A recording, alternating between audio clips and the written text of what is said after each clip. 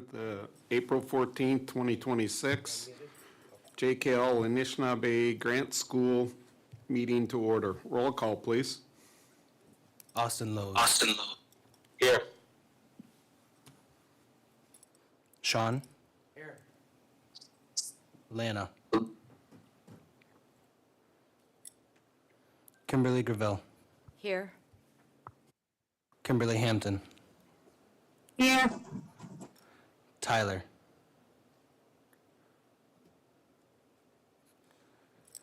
Bridget. I think she just hopped on. Larry. Here. Michael. Here. Rob. Here. Aaron. Kimberly Lee. Isaac. Here. So we do have a quorum. Okay, we have a quorum. On the agenda is meeting minutes from 3/10 of 26, school reports. Malcolm High School, Sioux Tribe Education, JKL Anishinaabe in the high school update. Business, financials, closed session, committee comments, and adjournment. Need a motion to approve the agenda. Motion. Got a motion and support. All in favor? All opposed? Motion carried. Who was the support? I'm sorry. Kim was first. Then Sean. Yeah, Kim and Sean. Austin was late. School reports. Malcolm High School. Sandy's not on right now, so. Well, we'll drop right down to Sioux Tribe Education. Minutes. Oh, yeah, I got a, need a motion to approve the minutes from 3/10 of 26. Got a motion and support. All in favor? All opposed? Motion carried. That was Kim and Sean. Okay, thank you. Okay, dropping down, Sioux Tribe Education. Good morning, everybody. Stephanie Sprecher, Education Director. We'll just jump right in. Our first item on the report is in regards to our YEA program, the recently approved MyLeap grant. The budgets were approved for our internal Sioux Tribe budgets for this on March 24th, and we are currently in the process of finishing amending our 2080 YEA operating budget to come back to the board for review and approval of that, reducing tribal support.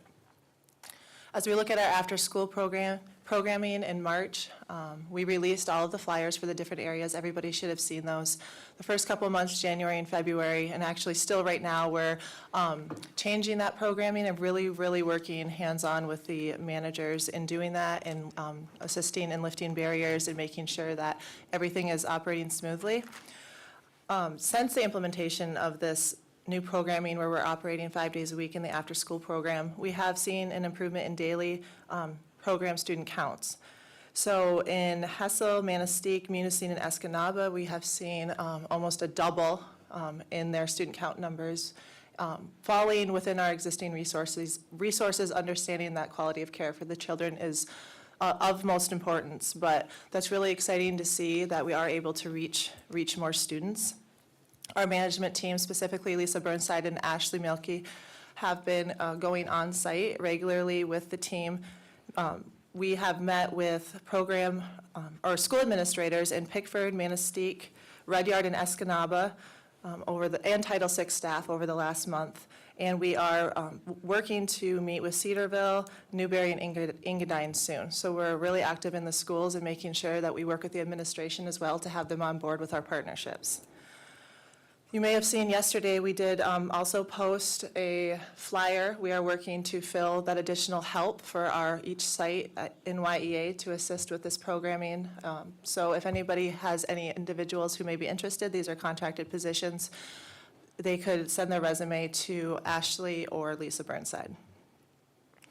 As we move on to summer programming, in the Sioux location on March 24th, the board approved our summer program partnership with Sioux Area Public Schools. We just released the advertising on that yesterday, and we have open registration for that. That program is going to operate out of the Sioux Township building. It is going to operate Monday through Thursday, 8 to 12 p.m. Parent transport pickup beginning at 7:45 a.m. Pickup or drop off by 7:45 a.m. Pickup by 12:15 p.m. There are limited spots available, but as we discussed, tribal preference will apply. People can submit their applications for their students by emailing yea@siouxtribe.net or going online to our website and downloading the application. We are working in each area on on the summer programming for all the other sites. I am hopeful, we are working on hopefully entering into a couple more MOUs with additional school districts for that summer programming, and so we're really excited about that. So all of those details in the other areas will be released soon. Moving on to the summer internship program, this year we had almost double the amount of applicants. We had 18, almost 20 applicants for this program. We were able to place 8. I do want to say thank you to the Sioux Tribe program managers and directors who are willing to host an intern in the summer. Without them, it would not be possible, and it has been such a great experience for these students. I am excited also to announce that this year we were able to place one on the western end. So we have one who lives on the western end and will be placed at the Gladstone Tribal Health Center. So that's exciting and an improvement as well. In your report, you will see the names and the selections of those that were chosen for this summer's program. Moving on to early childhood education, we do have an improvement in our vacancy number from last month by 3. We are maintaining, we just met with Shonda recently, we are maintaining for the most part our teaching staff and supervisor positions. We did have 2 teaching staff promoted internally in March, and as we discussed, that is the goal of our program, to have our staff continuing their education and then moving up within the program. We currently have 13 employees who are utilizing our partnership with BMCC through the HOPE grant to have their education funded, and that is huge and it is working. As we continue, if we continue to maintain our current staffing ratios, I mentioned this last month, we still are on board to open 1, possibly 2 of our vacant classrooms that have been sitting vacant for years. So that is exciting as well. My office does continue to provide daily support, and I see this for long term until we get that program to 100% health to ensure that management doesn't feel overloaded and we're divvying up the work. We were informed that we have our 2026 Federal Focus Area 2 review during the week of May 4th. We sat on the planning call with Office of Head Start, and we are working on, and early childhood staff are working hard to prepare for that. I do want to give early childhood some recognition here. From January through April, our program instruction was reviewed at the federal level with video observation by the Office of Head Start. This review looked at 3 domains and 10 dimensions of child-teacher interaction using a 7-point scale. And as in the report you will see, on a threshold of 5.0 for tribal consultation in the category of emotional support, our program scored a 6.09. And in classroom organization, out of that 5.0 threshold, they scored a 6.08. And out of instructional support, the threshold for tribal consultation was 2.30, and they scored a 2.92. So I just want to give them kudos. They're doing great, and that was seen within that review. Moving on to higher education, our winter 2026 grant awards went out in March as originally, that was the original deadline that we had shot for our students, and we got all of those out. We are working right now to release the upcoming academic year 2026 to 2027 scholarship program, and we are releasing that on May 4th with a deadline of early July. That worked last year. The students got their checks earlier, and this year we've made an even better improvement by hiring a consultant to work on the scoring of the essays, as these are highly competitive, and giving them those deadlines that will help. We're shooting for mid-August this year to get scholarships to students prior to even the semester starting or right when they start. Update on the Education Committee. On the March 24th meeting, you all also approved the change in scope for what was the former Higher Education Committee to the Education Committee to include all of our different programs in an advisory capacity, and we're excited about that. we've preliminarily talked with staff, and we're going to start pulling all our management team into those meetings and really working on how we can improve all areas. In March, we officially kickstarted a project with IT and purchasing. This has been long overdue to develop an education division website, such as recreation, housing, and health.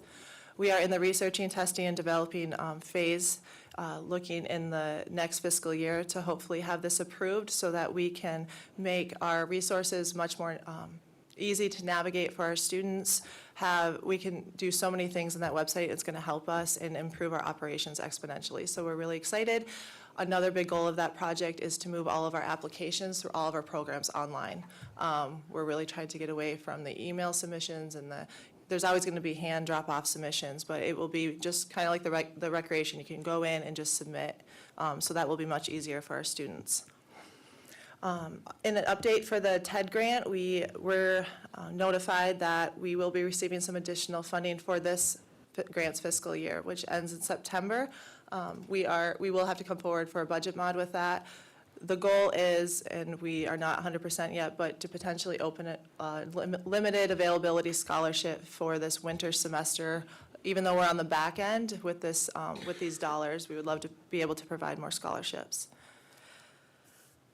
Moving down to Youth Development Fund, you will see the number there of about 55 students or youth funded through that program so far this fiscal year.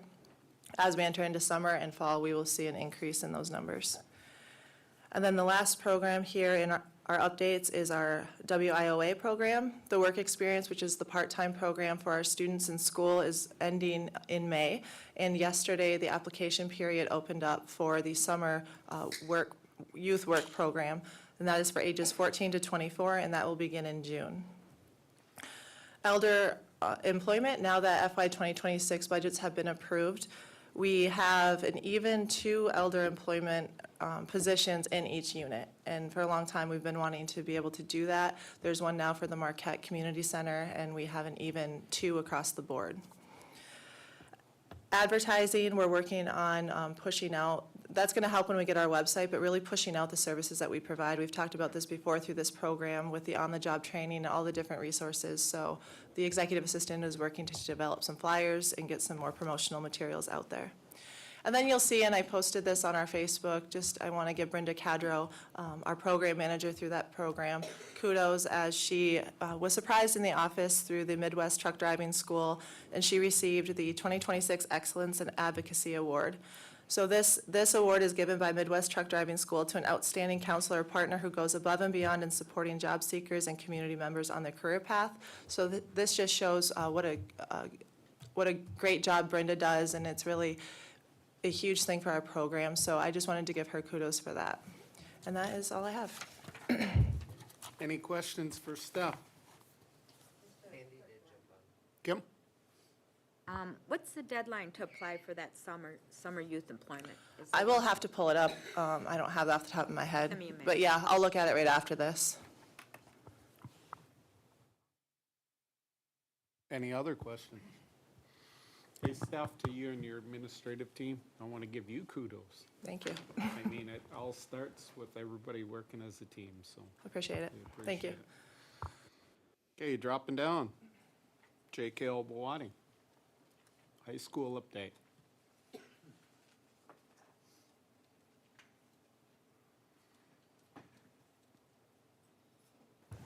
Honey, well, I'll start with, this is only my second fiduciary meeting I'm supposed to be responsible, and Dr. Dale's coming back, so I don't want to say it's last, because you never know. But we're glad that Dr. Dale is expected to be back tomorrow. Not sure on full capacity, we'll find out, but it's great news. So going forward, she'll be the back to the point person, and hopefully, knock on wood, that she's passed all over her challenges, and look forward to, long future here, because I plan on sticking around for quite a while and more work to do, so, which is part of this update. It's shared in the packet.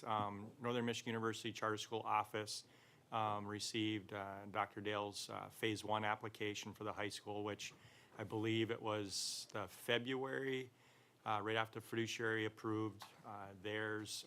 Dr. Dale had released a statement that we still had, I mean, it was great news because we've never been so close to this next step of a high school, but she also made it clear in that response and the communication that there was still additional hurdle. We still need to get approval from Northern. We still need to have that approval from the state.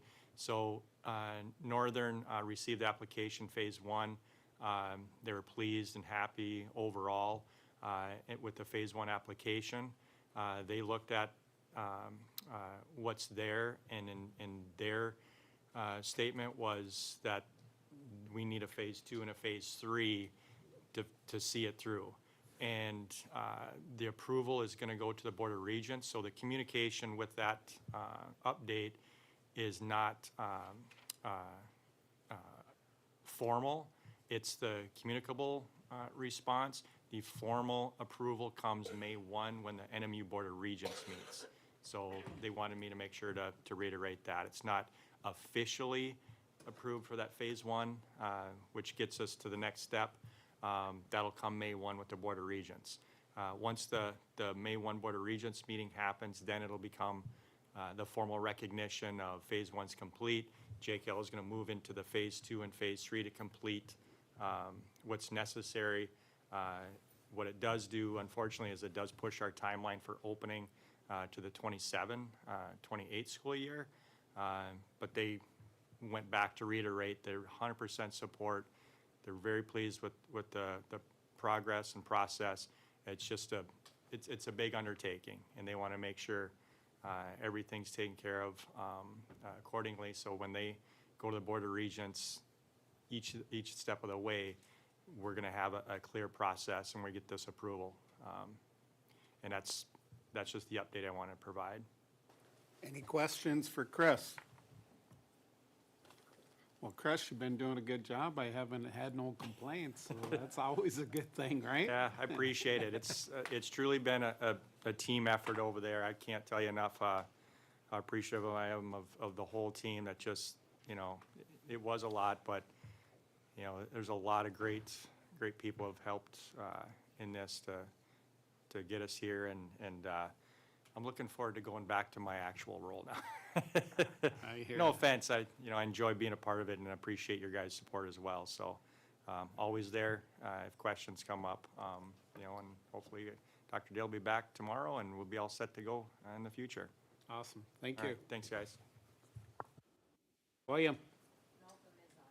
Oh, okay, we'll jump back to Malcolm. Sutra, or Malcolm High School. Good morning. Awesome. Super sorry it's late. I was wrapping up a teacher eval and then my computer wanted to decide to reboot on me, so apologize for that. Just a few updates since we met last. On the 20th, we attended an AI conference put on by Superior Schools Kelly Greener. It was a really good conference. We had a lot of community members there. But just the way AI is changing the world and changing what we will be doing as teachers, and how much there is out there, and how we have to constantly be checking that kids will now be doing their own work and AI is not doing it for them. So really learned a lot about how it can be a useful tool, but also how we really just need to monitor a lot of the things on there because it can be scary as well. We hosted an after-school ribbon skirt making with Miss Corbier, our native advisor, and Miss Erica Layton Odbert, who's our Ojibwe language teacher over at here for 1 hour and over at Sioux High. I think we had about 8 kids attend that, and we're going to do another one, but we're going to keep it to 6 because we only have like that many sewing machines and just trying to manage it all. But they did a great job, and they have a wrap-up session for that. And then they're also going to try to do a beading session in May for our students. So that was really nice to get some after-school activities, positive activities taking place for our students again. We held our teacher conferences last Wednesday. We do phone calls, as you guys mostly know, and we get a much better turnout that way. When we hold them, we get very few parents that show up, but if we call them on the phone and go over report cards and attendance and grades, so we were upwards of 80-something% there, so that's always exciting for us because 10 years ago, I would maybe get 4 parents total, so that's been a great change. On Thursday, we had a teacher wellness PD through an innovation grant that we received. And it was a really good PD, but very different from what we're used to. It focused for my teachers on mental, physical, and financial health, all of the things that really cause us as human beings stress and burnout in the classrooms, and just trying to manage family life and work life and all of that. So we had 3 different presenters come in to speak on that. It was off-site and very informal. I won't lie, we ate a lot that day, a lot of healthy snacks, but we learned a lot, and it really was refreshing.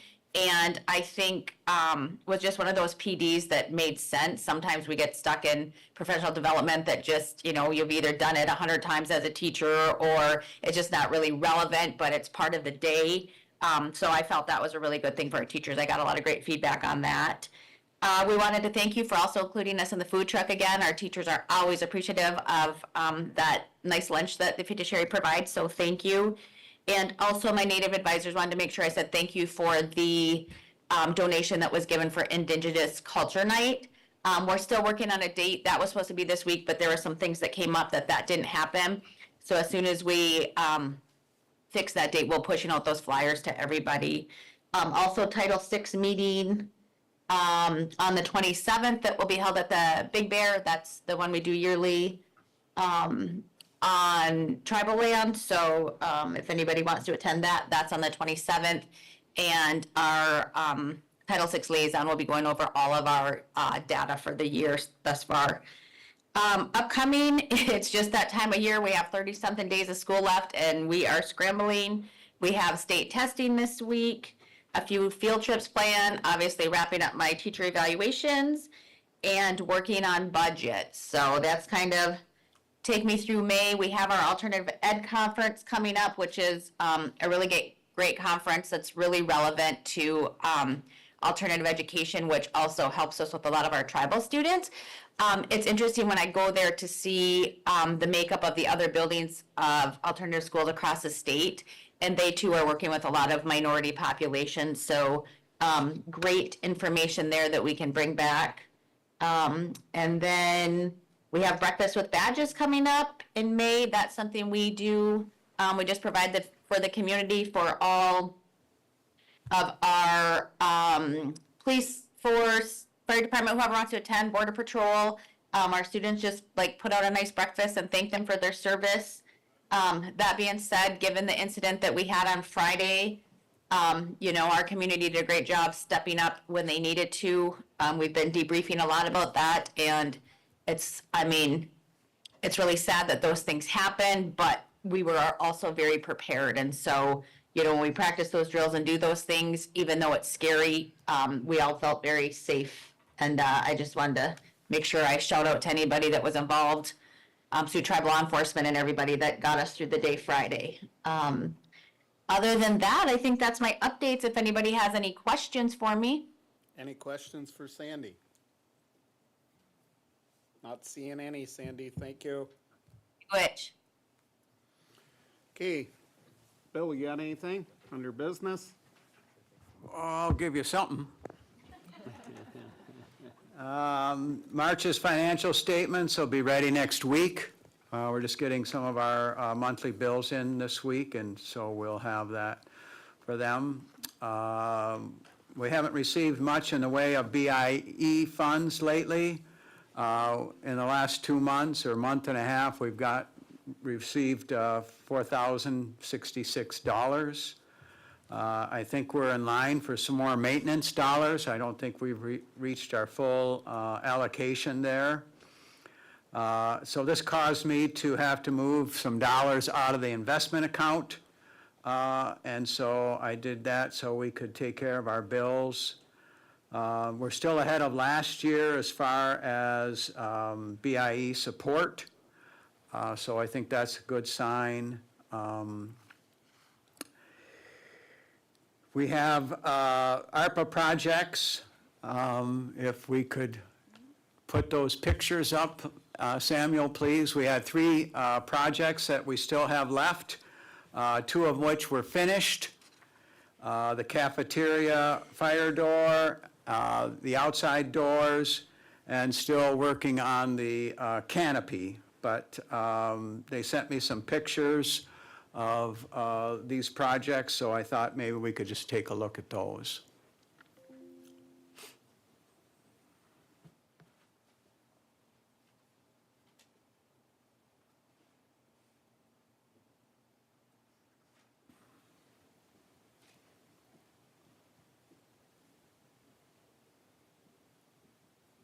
Okay, this is the fire door that we installed.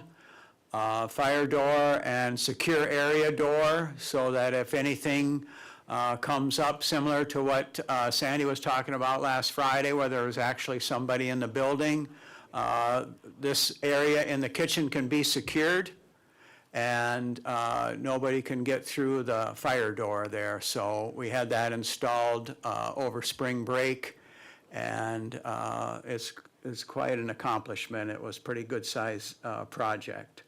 Next is the, I believe, are the exit doors, maybe, is that right?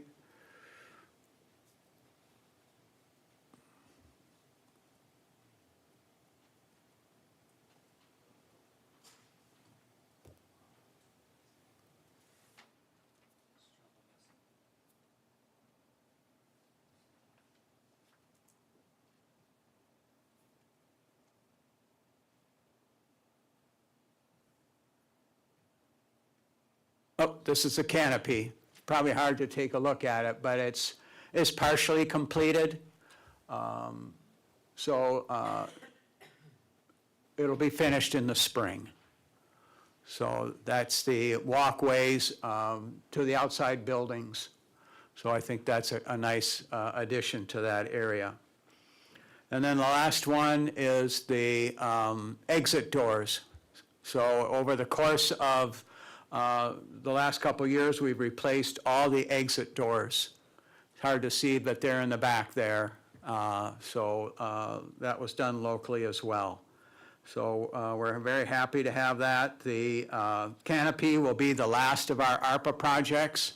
And when I send out the March statements, I'll send out the summary that I normally do, giving an indication of where we are. And if we might have some enhancements that we can do to some of the existing projects, to use up the remaining funds. So I think we're in pretty good shape there.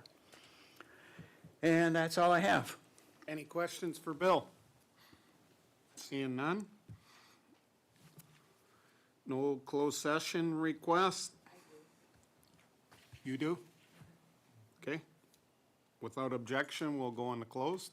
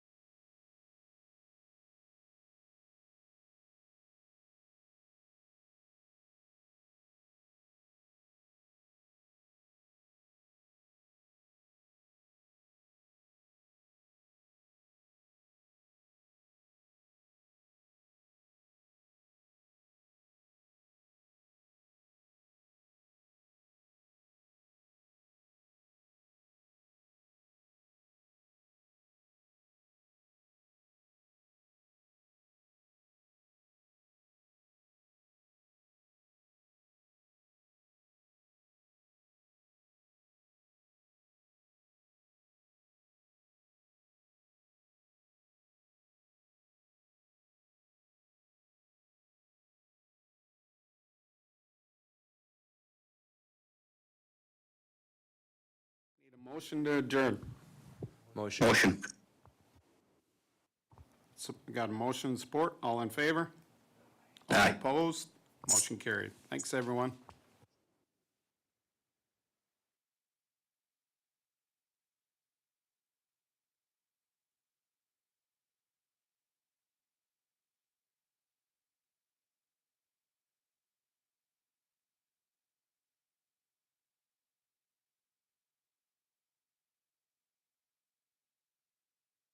Okay. All right, guys, we're going to shift around the agenda a little bit. So budgets isn't going to be ready to present until about 10:15, so we're going to hear Ryan's executive report this morning. Am I correct in that, Ryan? Yeah, I want to talk about the court, follow up on the court stuff. Okay. Okay, come on up front when you're ready. Closed, yeah. It's closed until we get to the KGA meeting, Joe.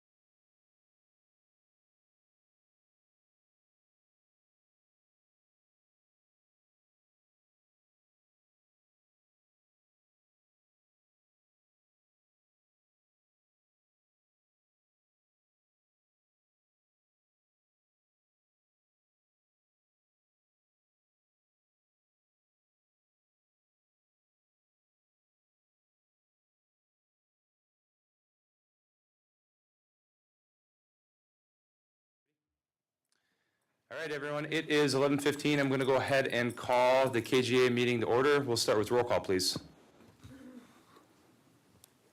Sean Borowitz. Leanna Cosley-Smith. Here. Isaac McKechnie. Kimberly Hampton.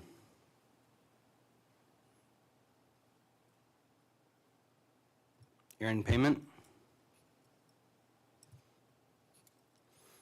Michael McCurchie. Here. Rob McRory. Here. Kimberly Gravel. Here.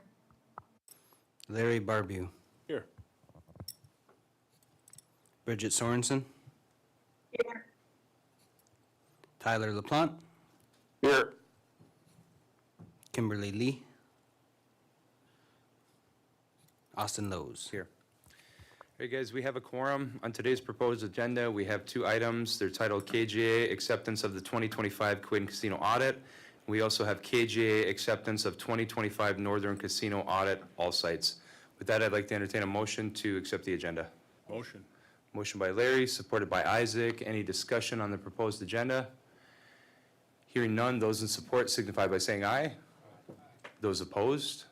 Those abstaining? Motion carries and the agenda is adopted, which brings us to the first item, which is titled KGA, Acceptance of 2025 Quid and Casino Audit.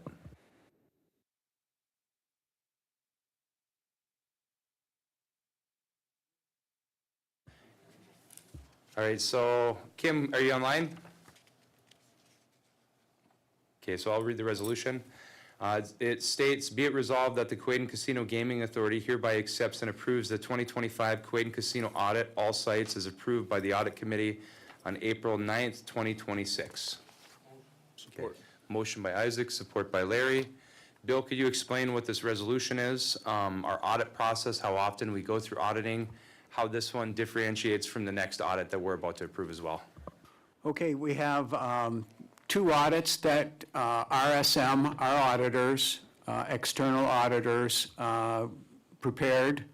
And they come in throughout the year, and we have contact with them back and forth. They ask for a long list of items that we can upload to their site so that they can review them, documentation that supports the financial statements as we have presented them to the auditors. And then they take a look at those and go through their processes to substantiate those items. And then we meet with them a couple times. They come in, they spend some time here. They spend 2 weeks here in the course of the fall and then in February.